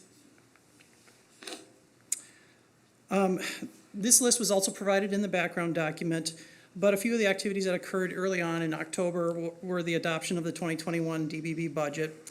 Burnsville's amount that's being allocated to Burnsville for 2021 is listed. In addition, the systems plan at that time was prepared as a request for proposals to solicit consultants. That RFP was developed and sent out to 7 different firms back in October. And then also, as part of that activity in October, the board had requested inventory of all current CNET-related entities and agreements that were in place today with the members of the DBB. Basically, just identifying what the current uses of fiber assets by non-DBB members, which today under the Joint Powers Agreement language are considered CNET uses. The November board meeting was canceled due to a holiday. And then in December 2020, the executive director performance evaluation was completed by the board. The board at that time requested that one proposal was received out of the 7 sent out from one firm. It was reviewed, and the board at that time decided that more information was needed and to change the solicitation from a request for proposals to a request for information for 2 reasons. To try to receive additional responses and also to provide additional language in the RFI that would also provide more cost breakouts and identify what the total cost, if needed, to increase any contract for consultants. And as part of that, then, that process is ongoing, and we'll talk about that in further detail. The January board meeting was canceled. That was due to allowing the members to assign their appointments to the board, extra time. In most cases, those appointments generally don't occur at the local level until late January or early February, and so the January meeting was canceled at that time. And during that time frame, the RFI language was updated, and again, transitioned from a request for proposal to an RFI, a request for information. Next slide, please. One more, please. Councilmember Schultz, did you have a question for what was going on, or do you want to wait till the presentation is over? No, that was actually for the previous presentation, so that's fine. We can clear that out. And then it's currently what's going on is at the upcoming February 10th DBB organizational meeting, the DBB members, our board is going to appoint representatives from the member cities to the board. And then it's anticipated that there will be a review and approval of the current consultant RFI. It has not been sent out yet, but that is anticipated to be reviewed and discussed for sending out. During that same time frame between October and now, the Technical Advisory Committee, which I'm a part of as a staff member, worked a lot on the development of the RFP language and the transition to an RFI. We also worked on identifying those institutional network projects for 2021 that would be included in the DBB's activities for 2021, along with, and I mentioned earlier, all the CNET-related contracts and agreements and projects that have previously gone forward with the members. The IRU and JPA language discussions that we've talked about at the September meeting, we had anticipated that further discussions would happen between October and now. Unfortunately, there's only been 2 board meetings since October, and there has been very limited discussion. We anticipate that there will continue to be further discussion as part of the systems plan update from the consultants that would be solicited and picked, as indicated at the last work session. And Dakota County, at this point, is also in further discussions of the IRU language, and they anticipate having those discussions in the second quarter of 2021. And City of Lakeville is also continuing their IRU discussions later this month. As we had indicated, those 2 other entities were having continued conversations about the IRU language. With that, before I get into any of the INET updates specific to the city at this point for 2021 and what's happened, are there any questions? Any questions? Okay. You forgot to, okay. Thank you. Councilmember Workman. Can you just give me an executive summary of what the difference between an RFP and an RFI are? I know what an RFP is, but I've not run across an RFI. That's 5 or 6 years since I'm going to defer the question to Kara Koch. I was not at the meeting present when the board asked for that change. Sure. If you could, Kara, could you explain why that change was done and what were you hoping to get out of an RFI that you didn't get out of the RFP? Sure. Madam Chair, members of the council, thank you for having me come tonight, and I appreciate the chance to provide you some information. So the RFP that was sent out, I'll kind of combine my answers to your question too, Councilmember Keeley. Essentially, we sent the RFP out, as Tom indicated, to 7 recipients and also posted it on the DBB website. We received 1 response, as Tom indicated. And when we talked about this, so the Technical Advisory Committee reviewed the response first, and they had some questions as far as some of the detail around the response that we received from this vendor. And so they were anticipating a potential conversation later in the month to possibly ask some more questions regarding the RFP. And at the board meeting, the board had conversation about why we only received 1. I think there was concern at the board why we only had 1 response, 1 vendor response, and we never know, of course, exactly why folks don't respond, but I did get some feedback. So the board had indicated that the total amount available for the RFP was $40,000, not to exceed $40,000. And so I did have a couple responses from vendors saying that's not enough for us to do an RFP. So I think there's suspect that they might need to apply some more funding potentially to the actual operation or to the actual award of the RFP. And also, as the board was discussing that, we looked at different, and I think that Tom included in the packet some of the scope for the RFP that we're looking at as far as outcomes. And so a lot of them is regarding community input, opportunities for expansion, things like the INET expansion, things like that. And so the RFI, what the board is looking for, I think, from the RFI versus the RFP is more conversation before the actual proposal. So I see Councilmember Workman's question, really, the RFI is really providing an opportunity to have those conversations ahead of time to get a better idea of what kind of costs are out there. So in the RFI, the wording has been changed to include asking any respondents to provide some estimates based on the different segments of the scope and the outcomes. So, the board wants to know, for example, is the stakeholder and community input, which they discussed being very important, is that something that's going to be the most expensive component of that? And then how do we want to use that information that we get back from the RFI to potentially go back and look at what the RFP language will actually be in the end? Okay. Any other questions? So we're just at this point, it's trying to gather more information about maybe why 1 of 7 was responded to. Is this enough money to do this? Are there asks in here that might be too much, not enough? Just to really understand the original RFP. So the RFI is to gather a better insight into it so that if there was a second one that it would be more successful, essentially. Yeah, Madam Mayor, Councilmember Workman, yes, that is correct. The purpose of the RFI is to make sure that the RFP is the most effective we can get when we actually go out and choose a consultant and award the contract. Okay, thank you. Okay. Any other questions? Councilmember Keeley? Sorry, I don't know which button to push now. Over here. Just do this.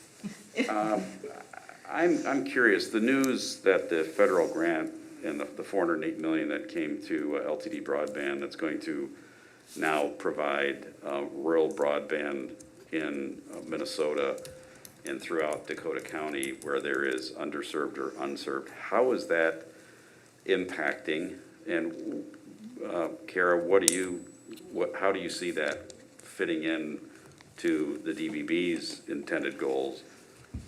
And I guess what changes do you see required as a result of that? Because it seems to just take away a lot of the mission from my perspective. Yeah, Madam Mayor, Councilmember Keeley, yes. So as you say, there has been a lot of money awarded potentially lately. I know that the folks that receive those awards do need to come back to the federal government and provide a plan going forward. So I think, to actually receive that money, so what the plan looks like, I think is going to influence the impact that it would have on serving rural communities in Dakota County. So I think I'd say we're still in kind of in a waiting mode here, to see what, are they going to be actually be able to utilize all those funds that they were awarded to actually serve residents in the county or not? I'm not sure if anyone is really confident one way or the other at this point. Did the grant just specify the timeline? I think it's 2, 2, and 2 over a 6-year period, and then some encompassing the whole 10-year, but it seemed to be a pretty, specified schedule of, okay, you have to get so much done by this time and so much done by this time. And so your point is they still have to come back with the exact execution plan of how they're going to do it to be able to get the funds. That is correct. Are they a company that you know much, how much do you know about them? Madam Chair, Councilmember Keeley, I'm not intimately familiar with their business model. I have been a part of a number of webinars and conversations really where those awards have been discussed. And there has been some concern expressed by other entities throughout the country, I guess, as far as whether or not, I'm not familiar with the business itself intimately, so I don't want to make a judgment on whether they are able to do so, but it's a very large award, and so whether or not they are going to be able to actually meet the goals that they are hoping to with that funding, I guess it remains to be seen. Yeah, well, their CEO noted they're confident the company could grow fast and meet the challenge. So, okay, well, I'm curious, this is interesting. I mean, you have this coming in, we have this federal grant money to fill in all the gaps in the county and many other places in the state of Minnesota, and over the next number of years that will be going on, the low orbit satellite distribution is going on to offer rural area Wi-Fi, and so there may be some, 10 years from now, there may be a lot of great options. There may be something from this entity, and there may be an option to do a low orbit Wi-Fi from SpaceX or Jeff Bezos's company. I can't remember the name of that one, but clearly it's changing. And so my curiosity is, because we're a part of the DBB, is how is the DBB changing its business plan and its model of what it's planning to do going forward, given these recent events? And maybe this is the biggest one, right? Right, and Madam Chair, Councilmember Keeley, that's a great question. I think that you're hitting on the whole purpose of this RFP and the systems plan update and the business analysis that we're trying to get from the consultant as we move through with this RFI and the RFP. I think in this body and in other bodies, there's been conversation around strategic planning and long-term policy goals.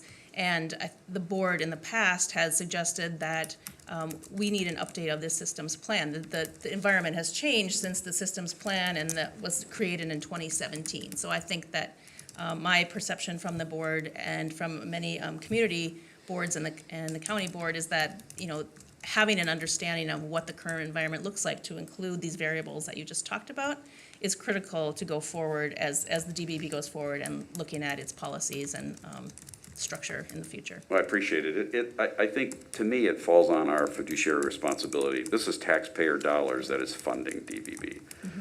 And I voiced my concerns and criticisms of the CNET and some of the things concerned, but support for the INET.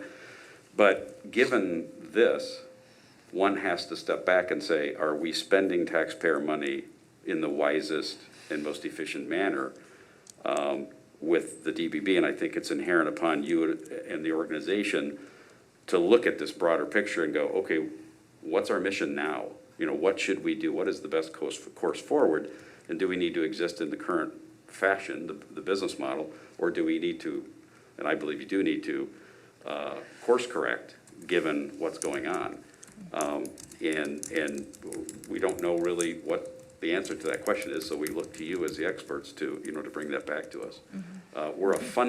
We're a large funding source of the DBB, and so that's the biggest question I have in my mind that I'm asking from this organization is, what's the future and how do you see going forward? Because I don't want to blindly continue to support putting money into an organization that's essentially its mission and purpose is being taken the place by or replaced by this LTD Broadband who's going to fill in all these areas, because that really was the underlying mission of the DBB, right?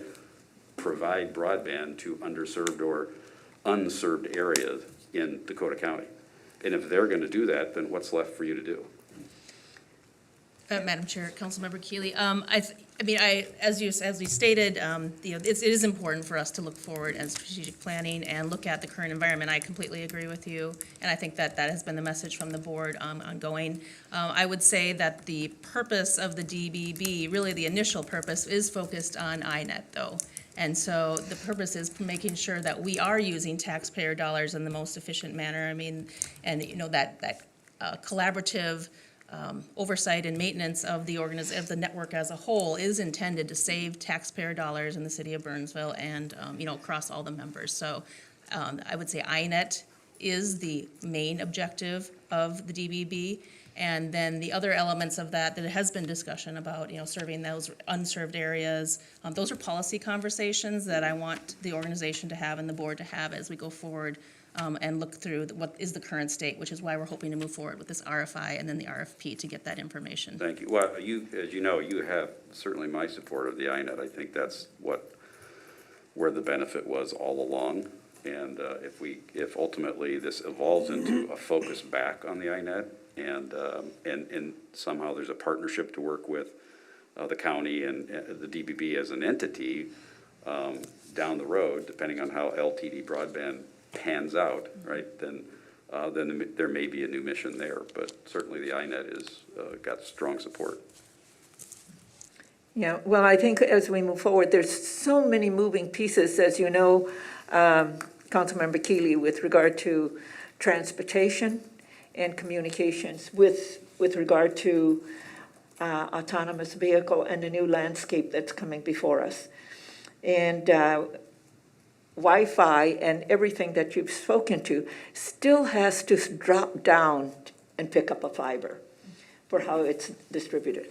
So I'm anxious to read about what the survey is going to do and what's going to come out of that to really understand, because tomorrow I'm going to be in a Zoom meeting for the U.S. Conference of Mayors on Transportation and the FCC on communications with regard to all of these shifting parts that's going on.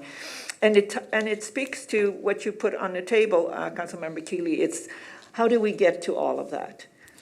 And because I know a meeting that we had with Ford and General Motors talked about the different ways that they're going to need infrastructure in cities as the new products come online with regard to all of the different automobiles. And then it's not just that, there is also having to do with these drones.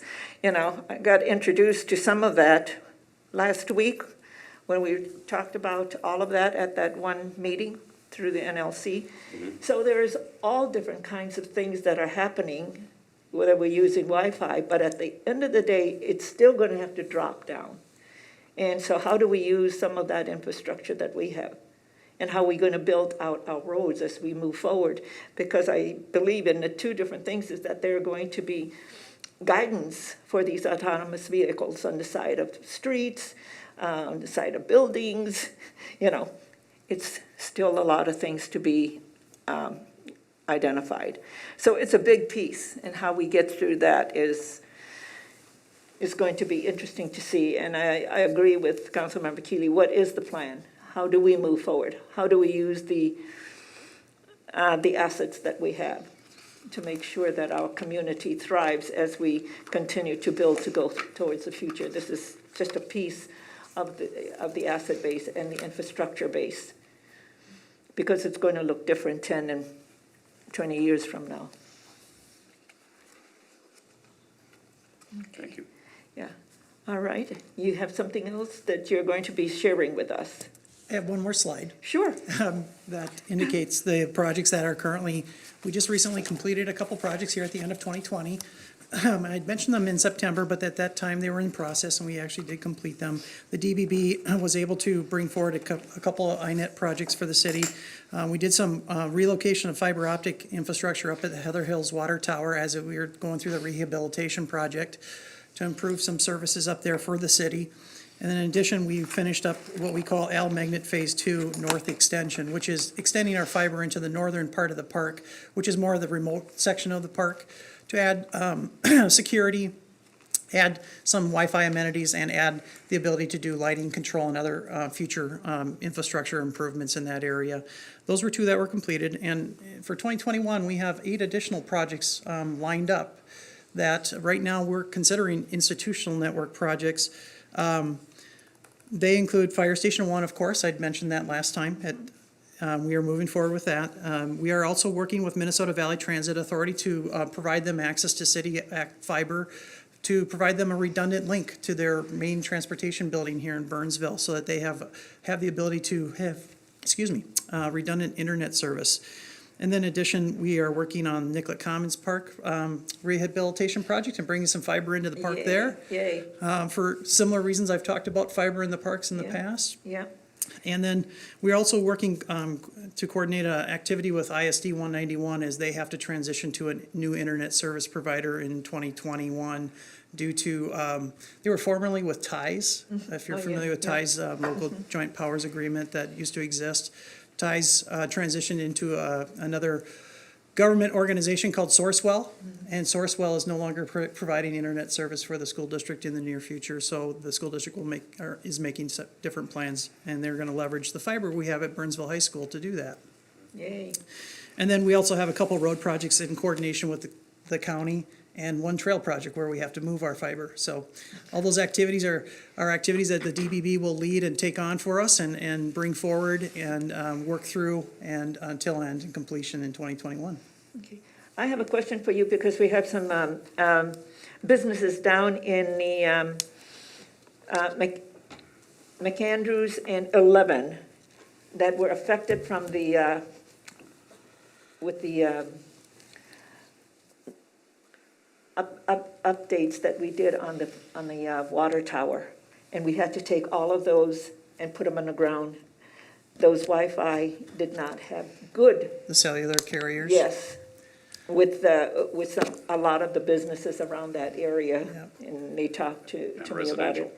Huh? And the residential. Yeah. One of the unfortunate side effects of doing a tower rehabilitation once every 20 or so years. Yeah. Is the requirement, if there are any carrier services on the tower that use that asset as a placement, they have to temporarily relocate. In doing that, it's possible that they're not able to provide the same level of service. And in this case, at Heather Hills Water Tower, it's a very ideal location at the top of that water tower. And unfortunately, they could not install a pole that's taller than that tower that would also feed a 360-degree service area. So it affected primarily the area of the southeast area from the tower, which includes our maintenance facility and then several small businesses and residents in that area. Didn't affect every carrier. It just depends on which carriers have services in adjacent towers. The primary carriers down there there were 2 primary carriers that had affected services, and AT&T, Verizon and AT&T primarily, and they did what they could do as far as re-engineering towers around the area. They still had fiber optic backhaul infrastructure in place that they used to temporarily locate their temporary cells. But unfortunately, it did impact services in those areas, and where we could, we helped the businesses and the residents, tried to provide them updates and worked with the carriers. The carriers did reach out to a lot of those businesses that were really impacted. And the good news is one of the carriers is back on the tower. Oh, good. Yep. And another one is anticipated to be back on the tower very soon. So we hope by the end of March that the services will be back to what we would consider normal in that area. Okay, so they're all working to put their antennas back up on the tower? They are. Okay, good. Okay. Other questions? Well, thank you, because there's going to be more information that will be coming, and so we'll continue to sift through all of that information and understand where we go from here. In regards to that, Madam Mayor, We had originally anticipated that there would be a systems plan to discuss in the first quarter of 2021. Yes. We anticipate that, obviously, that's going to be a little further out, not exactly when that's going to be coming back to council or the board to discuss, but hopefully not too far distant in the future, and we'd anticipate coming back and providing you updates and discuss additional DBB activities that have occurred since now. Okay. And Councilmember Schultz is going to be our representative on the board. Okay. All right, thank you very much for the information. Thank you. Thank you. Thank you. Okay.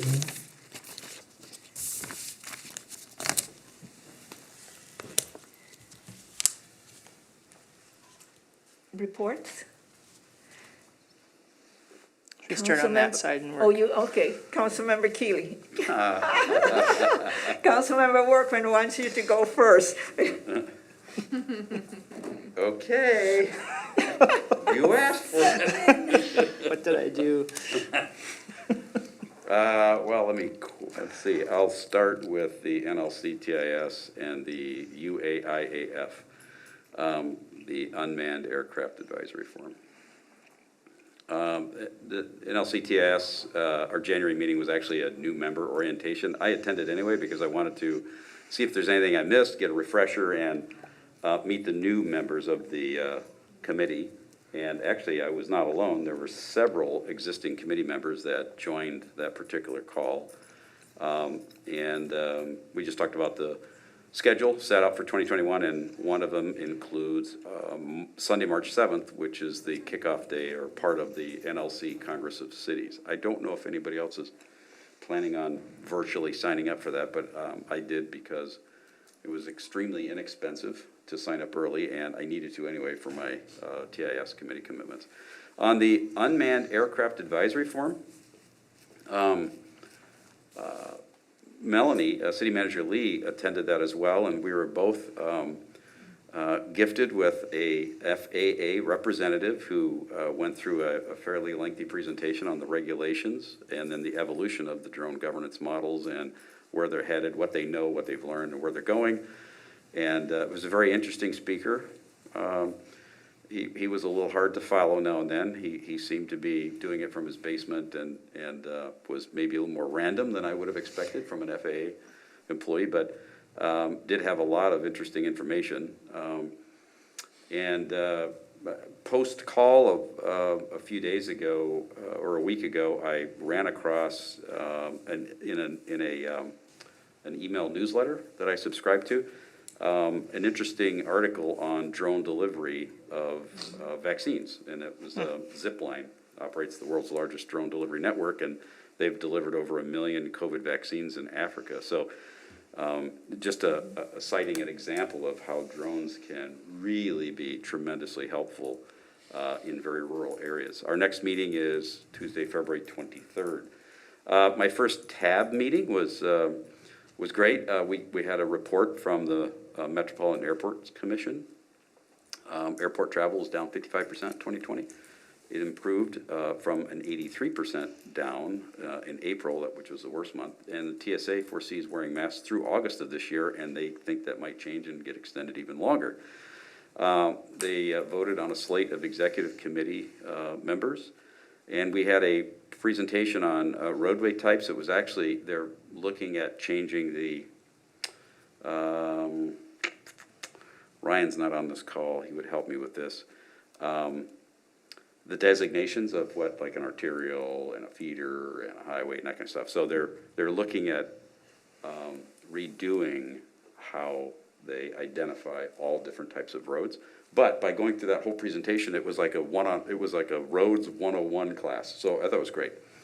Ryan would have said, well, I could have told you all that.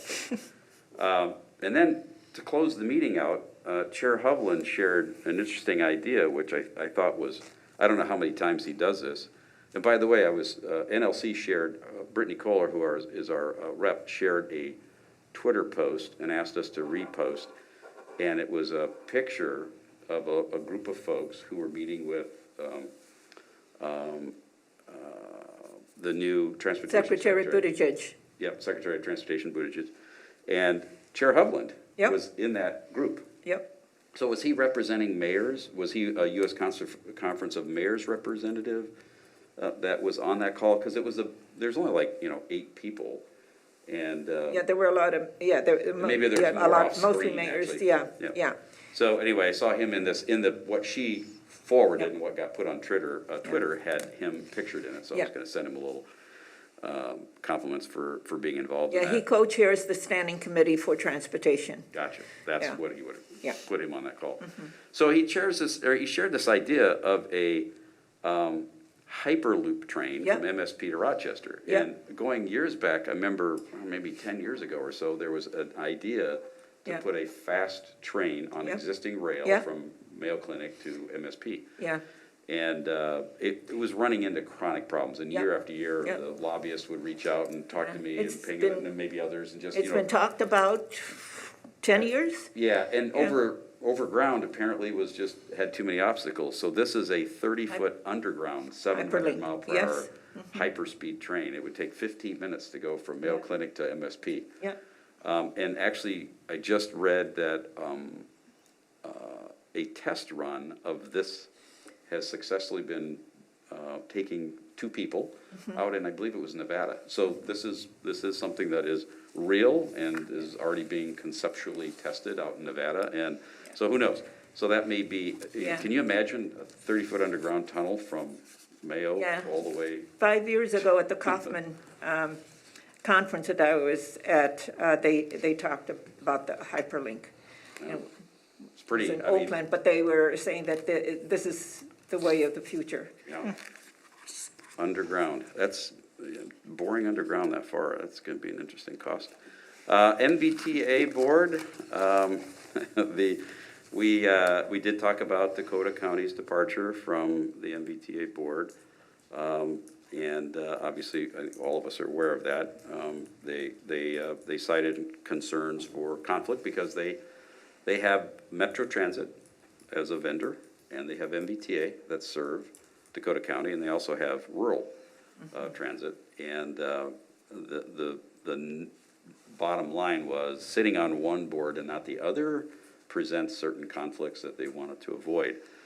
They have been dealing with it for 15 years or more, so I'm not sure how they worked around it before, but this has been something that has been brought up over the last 10-plus years more than once. So they currently have voted to pull off of the board. So we're going to remain in a close partnership with them. We're creating a model where they're at the table in discussions. They're just not a voting member per se, to work around it, because obviously they're critical transportation and transit partners at the county, and we certainly like their participation.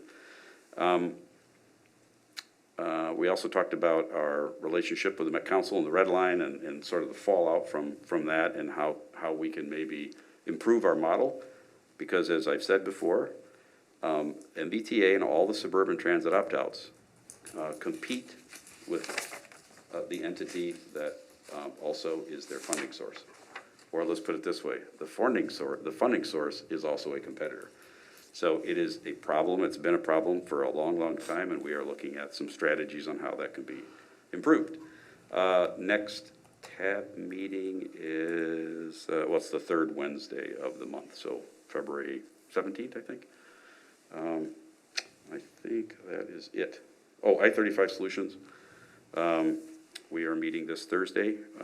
Project I'm working on is just a new website that's a little bit more mobile adaptive that maybe we can encourage more visitors to go to if it were a little more modern. So we're working on that. That's it. Kara?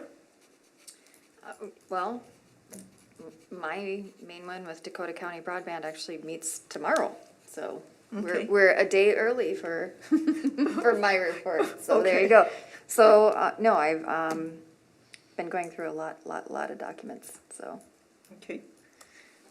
Vince? I have nothing tonight. Okay. Dan G? Thank you, Madam Mayor. CBB meets on the 18th. Otherwise, I have nothing to report.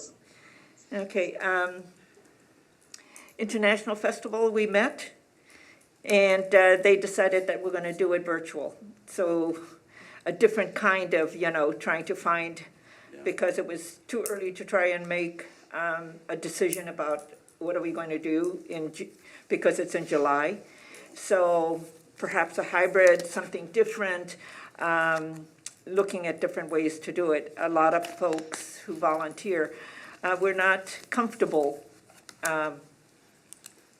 being in an in-person environment, and especially with the different variants that's coming out. So, and you reported on the Global Wellness Consortium with Jim with regard to the Hyperloop and the Global Wellness, and this is for the Regional Council of Mayors. So we had the people who are behind all of that, and it's a group called the Global Wellness Consortium, and it's they're putting together this organization. When they looked at our region, we are rich in healthcare, rich in physical and virtual connectivity. We're rich in private industry. We're rich in academics. We're rich in the public sector, getting together, collaborating, and making things work. And we're also rich in food and nutrition. I mean, Cargill, I mean, who? So when they're looking at that, and the first project is how you're making all of these connectivities, and the Hyperloop is one of the big things. That's all of that. And then we also then had a report from the Itasca folks on housing, and where all of that is, not in our region. So that was it. And then a report from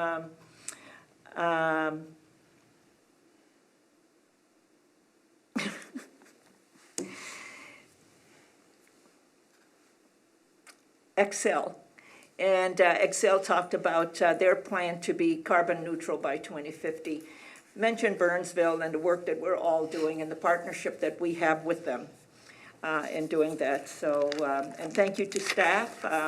They wrote a letter of support of the things that we're doing with them, and because of our sustainability plan. So that's what happened with the RCM. But otherwise,